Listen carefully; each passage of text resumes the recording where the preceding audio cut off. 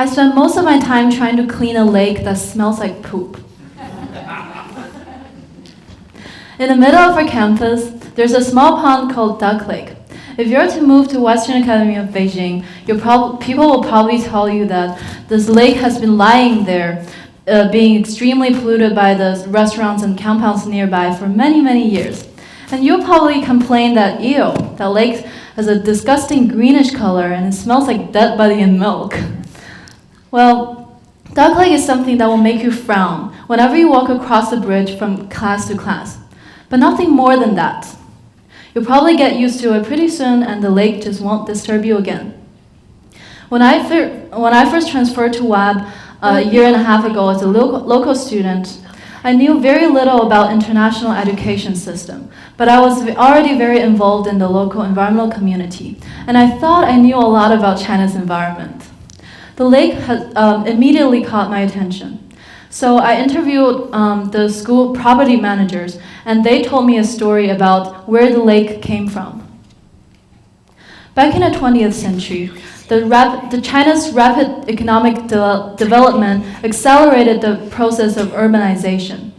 Building a brand new Beijing was like turning the world upside down.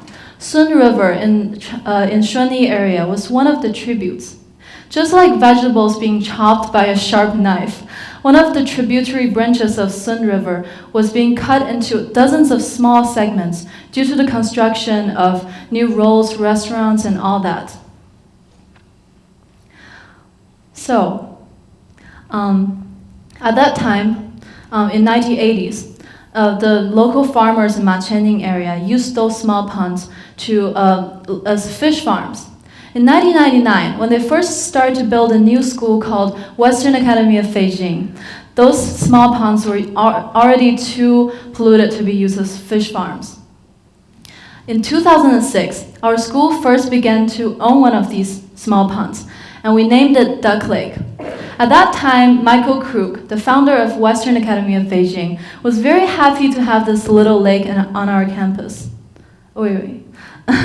He was very happy to have one of these lakes on our campus because he thought we could just quickly clean it and allow students to do water sports in it.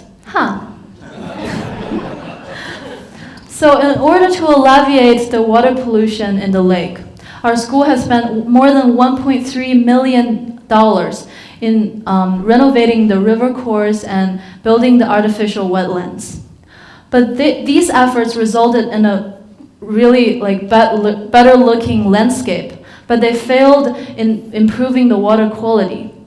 Why? First of all, our lake is too small to clean itself. Secondly, the ongoing pollution input into the lake was not controlled. A year and a half ago, when I first understood the issue, I thought, yes, this is what I want to do. So as a passionate environmentalist who had just finished writing a little book about China's environment conservation, I was so ready to take another task, completely kill it and then move to the next one, and then the third one. But a year and a half later, now, I found myself stuck in the middle of this project as if forever. So during the time, we established the student Duck Lake group, merging the high school roots and shoots and green team. Together, we learned more about Duck Lake issue through interviewing the school property managers and conducting lake water experiments, and we shared the story with more people. And also, we collaborated with local environmental NGOs and water companies to seek solutions. And as a leader, I personally spent a lot of time hunting resources for my team. I joined one of the pizza gatherings held by a water NGO called Thirst. I talked to the founder of a company called Environment Assured. I had dinner with a sociology researcher in Xing River Conservation Group, and I also participated in one of the water testing training sessions for college students. And guess what? I even kept in touch with a golf club manager who's in charge of maintaining the small water bodies on the golf course. Most of the people were very supportive during the time, but there were plenty of them who doubted us. And we didn't listen to them because our hearts were full of determination. So after all the dedicated teamwork for such a long time, despite all the doubts, A lake which was once like this at the beginning is now, ladies and gentlemen, still like this. Think about it. All the pollution comes from here. Can we directly block it? Technically, we could. But if that happens, there will be a massive amount of wastewater running freely on the street. Can we use some sort of technology to filter the wastewater? We could, but what kind of technology can deal with ongoing pollution input on a daily scale? There might be such technology, but we haven't found it yet. Can we use environmental litigation and as legal procedures? We desperately want to, but who do we argue against on the court? We don't even know who exactly is draining into our lake. So, when I walk across the bridge, disturbed by the smell that is just as strong as it was when I first came here, I would think about the people who doubt me, and I would stand on their side. Is environment conservation meant to be an unachievable goal? I wonder how can we just keep working for such a long time, meeting up every Tuesday lunchtime without making any actual progress? I wonder how can we earn so many people's approval by not actually solving any problem? A lot of people told me this, well, maybe you shouldn't be that depressed. Look at you. You've become so much more mature and confident by leading the team and trying to solve the problem. But isn't it selfish to benefit from environment protection and not actually protect the environment? A lot of public welfare organizations nowadays are facing major issues because their staff are thinking too much about earning higher position, more money, or better experience for themselves. I believe that sometimes maximizing one's personal value and pursuing for the common good are two different pathways. So it was at a stage of life when you find yourself not walking on a street with a specific direction anymore. You find yourself walking on a grassland where there's no way or purpose at all. Or in our modern society today, environment conservation is really just about the spiritual journey of the conservationist rather than achieving any realistic goals because it's simply too hard. Ultimately, why do I want a clean duck lake at all? Is it worth it to worry about something that people don't seem to care to the detriment of my own quality of sleep? I'm so glad that I didn't keep all the doubts to myself. I talked to my friend Eric, who is a team member in Duck Lake Group. He told me, it's okay to have doubts, just make sure don't let them stop you. Use them as incentives in achieving your goal. I talked to Joseph, the co-leader of Duck Lake Group. He told me, well, we have not yet found what works in cleaning the lake, but we have found a lot of ways that don't work. Isn't that wonderful? To be honest, I was very afraid to share my doubts with my team because I didn't want to be judged by them or to disappoint them. But I was so wrong. My team encouraged me, and they made me realize that everybody can be negative. But ultimately, what we're fighting for is to overcome the negative thinkings and become optimistic. I called a dinner with my friend Zhang Boju, who is the leader of one of the most amazing environmental NGOs in China called Friends of Nature. I asked him, am I giving myself a goal that is too unrealistic? He said, no. You're giving yourself a goal that is too simplistic. It's just one phrase, clean the lake. And when you don't achieve that, you'll be considered a failure. But the thing is, we should never have a goal as simple as that. We should always have a tree of goals, considering both ourselves and the things we're dealing with.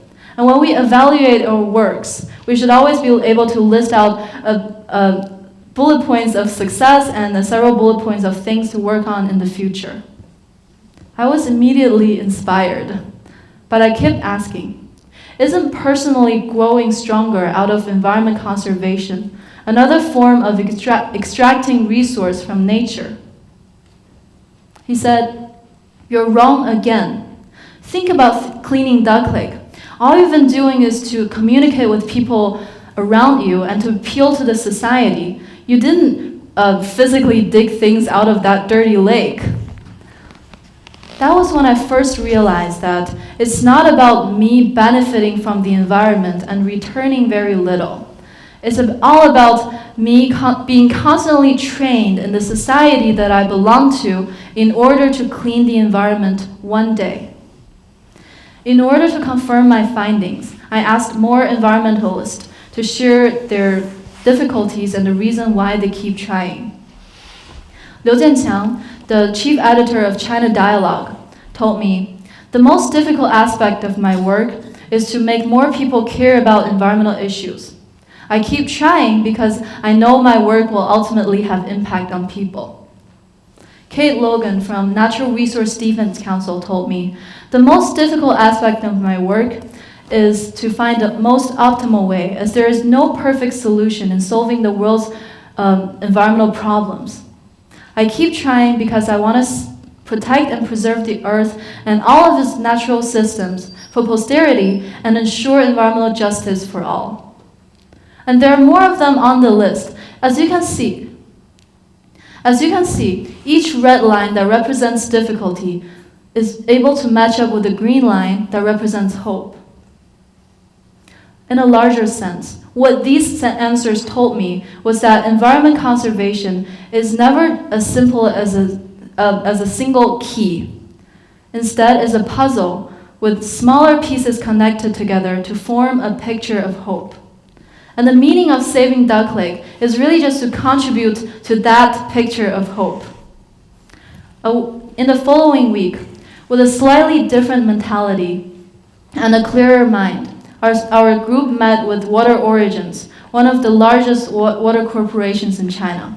And together we figured out a brand new plan in cleaning Duck Lake, incorporating both technological solutions and government communication. And we're feeling very hopeful again. The reason why I'm sharing all of these is not to confuse you by all the environmental theories. I want to remind you that we all have difficulties.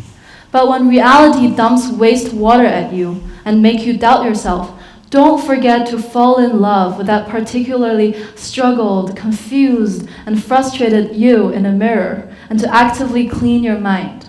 Because being able to ask and answer the most difficult questions is usually the whole point of it. I spend most of my time trying to clean a lake that smells like poop. It does not sound to be the coolest way to spend one's high school life, but after experiencing all the struggles and questionings caused by the waste in the lake, I have transformed into a better person. There's a dirty lake lying in the middle of all of our lives, disturbing us with the unpleasant smell and reminding us of exactly what we're escaping from. Clean it. That's my advice to you. Thank you.